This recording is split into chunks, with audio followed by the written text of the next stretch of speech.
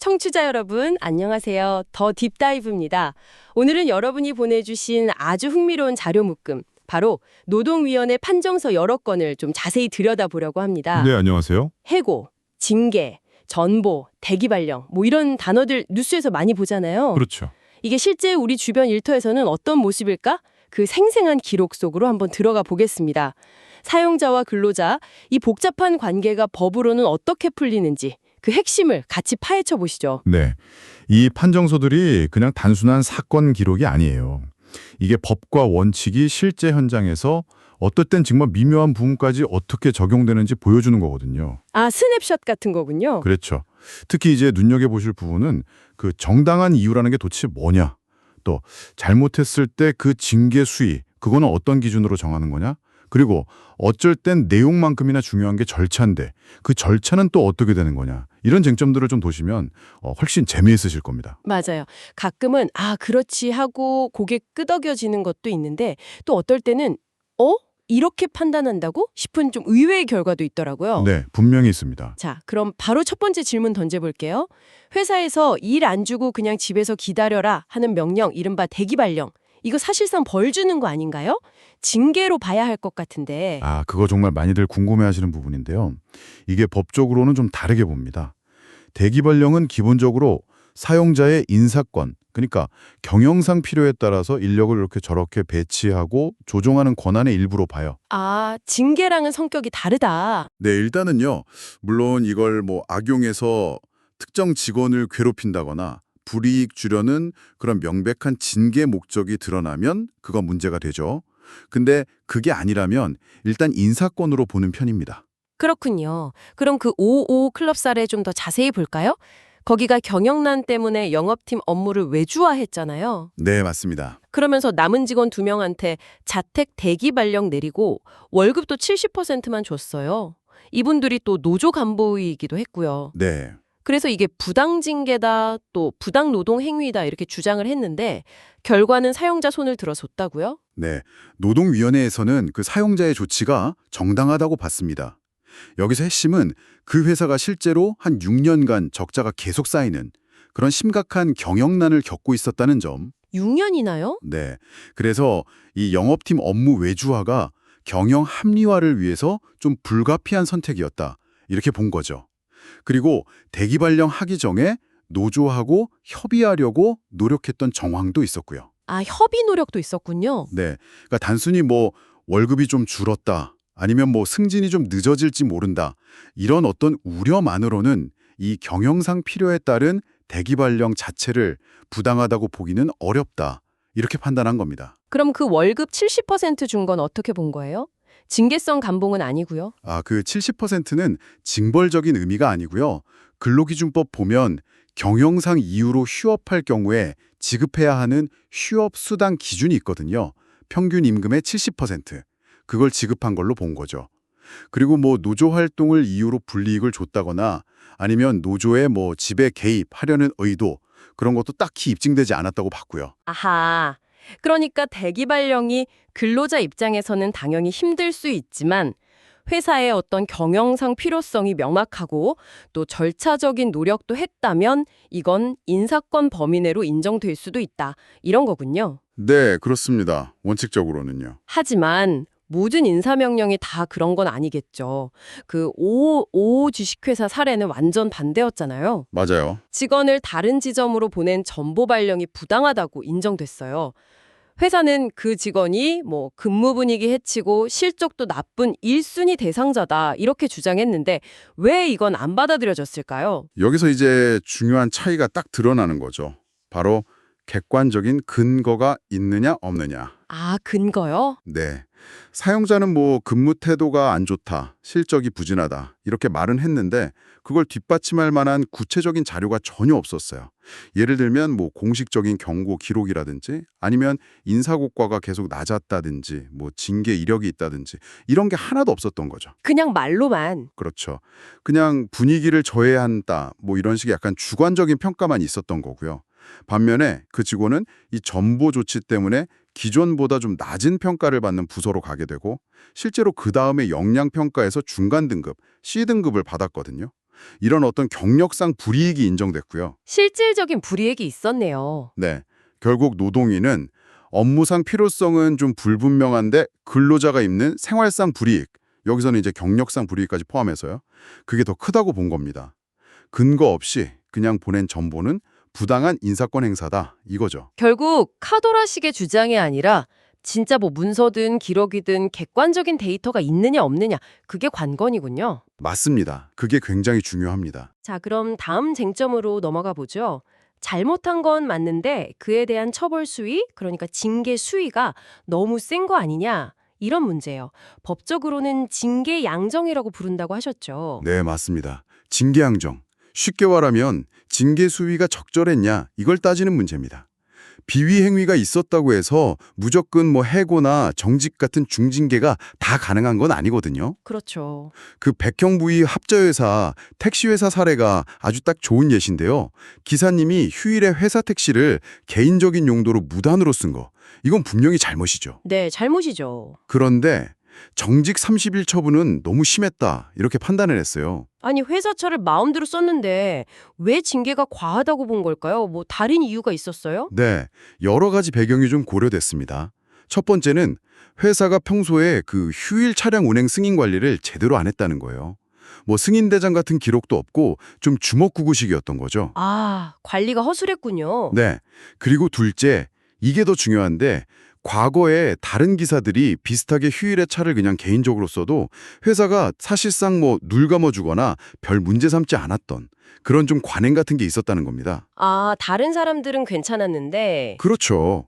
그리고 셋째는 이번 무단운행이 징계를 한 시점으로부터 벌써 1년이나 지난 일이었어요.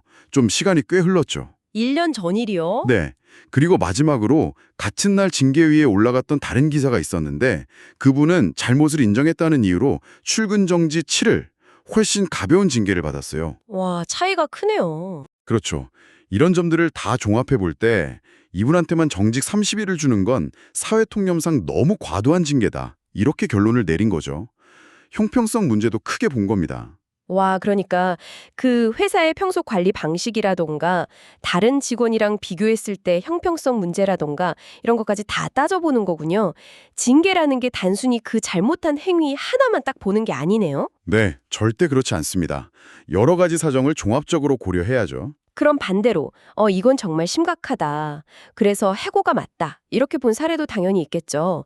저희가 본 자료 중에 택시기사 사례 4번이 좀 그랬던 것 같은데요. 네, 그 경우는 상황이 많이 달랐습니다. 그 기사분은 3년 계약 기간 동안 정말 반복적으로 문제를 일으켰어요. 반복적으로요? 네, 승객한테 요금을 더 받아놓고 회사에는 보고를 안 한다거나 그런 게 한 16건 정도 됐고요. 회사에 내야 할 등록비를 제때 안 내고 심지어 회사 몰래 개인 카드로 요금 결제를 받아서 착복하고 이런 금전적인 부정행위가 상습적이었어요. 아, 이건 좀 심각한데요. 그렇죠. 이건 단순 실수가 아니라 고의성이 아주 명백하고 회사에 직접적인 금전적 손실을 끼쳤고 무엇보다 회사와 기사 간의 어떤 기본적인 신뢰관계, 이걸 완전히 깨트린 행위라고 본 거죠. 이런 비위 행위의 고의성, 반복성, 또 결과의 중대성, 이런 것들을 다 종합적으로 고려했을 때 더 이상 고용관계를 유지하기는 어렵겠다, 이렇게 판단해서 해고가 정당하다고 인정한 사례입니다. 알겠습니다. 비위 행위 그 자체뿐만 아니라 그 행위에 고의성이 있었는지, 얼마나 반복됐는지, 결과는 어땠는지, 또 근로자의 태도는 어땠는지 이런 걸 다 종합적으로 봐서 징계 수위가 결정된다는 거 이제 좀 명확하게 이해가 됩니다. 네, 맞습니다. 자, 그럼 다음은 좀 더 무겁고 안타까운 이야기로 넘어가 보겠습니다. 조직 내 신뢰를 정말 뿌리부터 흔드는 문제죠. 성희롱, 그리고 부정행위 문제입니다. 네, 안타깝지만 실제 노동 현장에서 정말 끊이지 않고 발생하는 문제입니다. 먼저 그 오주가 사례를 보면요. 한 직원이 여러 동료들한테 지속적으로 언어적, 신체적 성희롱을 가했어요. 여러 명한테요? 네, 결국 해고가 됐고 노동위원회도 이 해고는 정당하다고 판단했습니다. 이 사건에서는 어떤 점들이 좀 중요하게 작용했을까요? 해고까지 간 걸 보면. 아무래도 직장 내 성희롱은 피해자에게 정말 씻을 수 없는 정신적인 고통을 주고 또 안전해야 할 일터를 위협하는 굉장히 심각한 문제잖아요. 그렇죠. 이 사건 같은 경우는 피해자들의 진술이 굉장히 일관되고 또 구체적이었습니다. 그리고 이게 단순히 한 번의 실수가 아니라 상당 기간 동안 반복적으로 성희롱행위가 이루어졌다는 점. 그리고 또 하나는 가해자라 계약직인 피해자들보다 정규직으로서 상대적으로 좀 우월한 지위에 있었다는 점. 이걸 이용해서 범행을 저질렀다는 점도 크게 고려됐습니다. 아, 지위를 이용했군요. 네, 법원 판례에서도 직장 내 성희롱 사건에서는 피해자 진술의 신빙성을 함부로 이렇게 배척해서는 안 된다. 이런 점을 강조하고 있거든요. 회사는 근로자가 안전하게 일할 수 있는 환경을 만들 의무가 있고 이런 중대한 성희롱에 대해서는 단호하게 대처해야 한다는 걸 보여주는 사례라고 할 수 있겠습니다. 성희롱은 그 자체만으로도 해고 사유가 될 수 있을 만큼 중대한 비위 행위다. 이걸 명확히 한 판정이군요. 네, 그렇습니다. 다음은 조금 결이 다른 실내훼손 사례인데요. 방송 관련 공공기관 두두두두 사례입니다. 팀장급 직원이 오랫동안 실적을 조작하고 다른 사람 명의를 막 도용해서 민원을 넣고 심지어 회사 비품까지 가져다 썼다고요? 네, 이 사건은 해당 기관이 가진 어떤 공공성 그리고 공정성이라는 특수성이 매우 중요하게 고려됐습니다. 팀장이라는 상당히 높은 책임감을 가져야 할 위치에 있는 사람이 수년에 걸쳐서 다양한 부정행위를 저지른 거예요. 수년 동안이나요? 네, 청소년 모니터 사업 실적을 부풀리고 일반 시민 명의를 도용해서 기관에 민원을 넣고 심지어 업무용 의자를 자기 집에 가져가서 쓰고 종류도 다양했죠. 이게 단순히 그냥 회사 내부 규율을 어겼다. 이 수준을 넘어서 방송 내용의 공정성을 심의하는 기관의 어떤 본연의 업무 그리고 그에 대한 국민적인 신뢰 자체를 아주 심각하게 훼손하는 행위다. 이렇게 판단한 겁니다. 공공기관이니까 더 엄격하게 본 거군요. 그렇죠. 특히 그 상급자가 부당한 지시, 예를 들어 대리로 민원을 신청하라는 지시를 했을 때 이걸 거부하지 않고 그냥 따른 점도 책임의 근거로 봤습니다. 아, 지시를 따른 것도 문제가 되는군요. 네, 부당한 지시라면 거부했어야 한다는 거죠. 그런데 여기서 또 하나 흥미로운 점이 징계 시효가 지난 행위도 판단에 영향을 미쳤다고요? 아, 정확하게 보셨습니다. 그 인사규정상 징계 사유가 발생한 지 보통 2년, 사안에 따라 다르지만 2년이 지나면 그 사유만으로는 징계를 못하는 징계 시효라는 게 있어요. 네. 이 사건에서도 시효가 지난 비위들은 직접적인 징계 사유 자체는 아니었어요. 하지만 징계 수위, 즉 양정을 결정할 때는 참고 자료로 충분히 고려될 수 있다는 겁니다. 비록 최근 2년 내의 비위만 가지고 징계 사유로 삼았지만 그 이전에 있었던 아주 장기간의 반복적인 부정행위들까지 다 종합적으로 판단해서 해임이라는 가장 무거운 징계가 정당하다 이렇게 본 거죠. 와, 징계 시효가 지났다고 해서 과거의 잘못이 그냥 완전히 싹 없어지는 건 아니군요. 양정에는 영향을 줄 수 있다니 이거 굉장히 중요한 포인트 같은데요. 네, 아주 중요한 지점입니다. 과거의 행동 패턴이나 누적된 비위 사실들이 현재의 징계 수위를 결정하는 데 참고될 수 있다는 거죠. 자, 이제 마지막 쟁점으로 넘어가 보겠습니다. 이건 좀 분쟁이 진행되는 도중에 상황이 변하면서 좀 예상치 못한 결론에 이른 경우인데요. 주식회사 디오디오디오 건설 현장 사례입니다. 네, 이 사례는 앞서 본 사례들이랑은 결론의 방향이 조금 다릅니다. 근로자들이 안전수칙을 위반했다 이런 이유로 원청회사로부터 현장 출입 금지 조치를 당했어요. 원청에서요? 네, 그러자 자신들을 직접 고용한 하청회사, 즉 사용자를 상대로 이거 부당해고다 이러면서 노동위원회에 구제 신청을 낸 거죠. 네, 그렇죠. 부당해고라고 생각할 수 있겠네요. 그런데 결과는 각하였습니다. 각하요? 각하라면 아예 그게 정당한지 부당한지 따져보지도 않고 그냥 끝내버렸다는 뜻 아닌가요? 왜 그렇게 된 거죠? 맞습니다. 각하는 본안 판단, 그러니까 해고가 정당했냐 부당했냐 이걸 따지기 전에 아예 절차적인 요건이 안 맞아서 사건을 그냥 종결시키는 결정이에요. 여기서 등장하는 개념이 바로 구제이익의 소멸입니다. 구제이익의 소멸. 좀 어려운데요? 네, 좀 생소하게 들리실 룬데 쉽게 말하면 이렇습니다. 노동위원회에 부당해고 구제 신청을 하는 가장 큰 이유, 목적이 뭘까요? 해고 상태에서 벗어나서 원래 일하던 자리로 돌아가는 거. 원직, 복직. 그렇죠. 바로 그 원직 복직입니다. 그런데 이 노동위원회 심판이 한창 진행되는 도중에 사용자가 먼저 현장으로 복귀하세요 하고 명령을 내린 거예요. 내용 증명이랑 문자 메시지로 아주 명확하게요. 아, 회사가 먼저 복귀하라고 했다고요? 소송 중에. 네, 그렇죠. 그러자 노동위원회는 이렇게 판단한 겁니다. 근로자들이 원했던 그 복직이라는 목적이 사용자가 복귀 명령을 내림으로써 이미 이루어진 거 아니냐. 그렇다면 더 이상 우리가 나서서 복직시키라고 명령할 실익, 즉 구제 이익이 사라진 것이다. 이렇게 본 거죠. 아, 물론 근로자들 입장에서는 그동안 못 받은 임금 문제도 있고 회사에 대한 불신도 있고 해서 복귀를 거부하긴 했어요. 근데 노동위원회는 그런 이유들이 복귀 명령 자체를 거부할 정당한 사유는 아니라고 본 겁니다. 임금 문제는 별개다. 네, 임금 문제는 나중에 뭐 민사소송 같은 다른 절차로 다툴 수 있지만 일단 이 복직을 목적으로 하는 노동위원회 구제 신청 절차는 더 이상 진행할 이유가 없어졌다.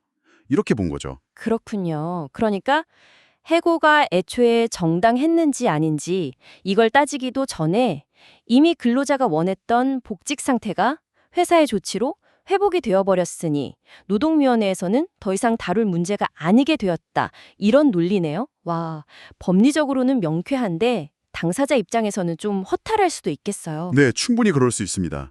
이 법적 절차의 목적과 또 현실적인 어떤 감정 사이에 간극이 느껴지는 그런 지점이기도 하죠. 오늘 정말 다양한 노동위원회 판정서들을 깊이 있게 들여다봤습니다. 대기 발령이 무조건 징계는 아니라는 점부터 시작해서 네, 징계 수위를 정할 때는 정말 여러 가지 요소를 종합적으로 본다는 점. 그렇죠. 그리고 성희롱과 같은 실내훼손 행위가 얼마나 심각하게 다뤄지는지. 마지막으로 구제이익 소멸이라는 조금은 낯선 법리까지.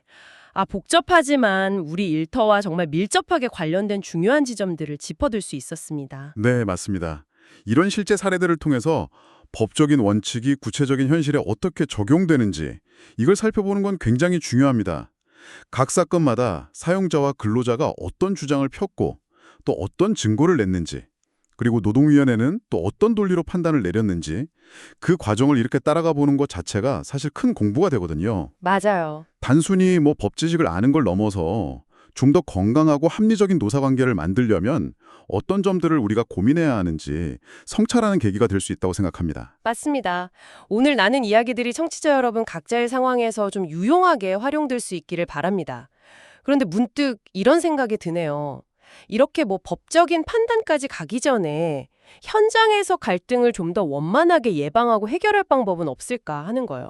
중요한 지적입니다. 오늘 살펴본 것처럼 법적인 기준을 아는 것도 물론 중요하지만 결국 같이 일하는 사람들 사이에 그 관계가 핵심일 텐데 말이죠. 어쩌면 법의 잣대를 들이대기 전에 조직 내에서 서로의 입장을 좀 더 귀 기울여 듣는 열린 소통, 기본적인 존중, 그리고 한번 깨지면 회복하기 어려운 그 신뢰를 단단하게 쌓아가는 노력이 얼마나 중요한지 오늘 사례들을 통해 다시 한번 생각해보는 건 어떨까요? 더 딥다이브, 오늘은 여기까지입니다. 다음 시간에도 여러분의 지적 호기심을 팍팍 채워드릴 흥미로운 자료들과 함께 돌아오겠습니다. 철수해주셔서 감사합니다. 감사합니다.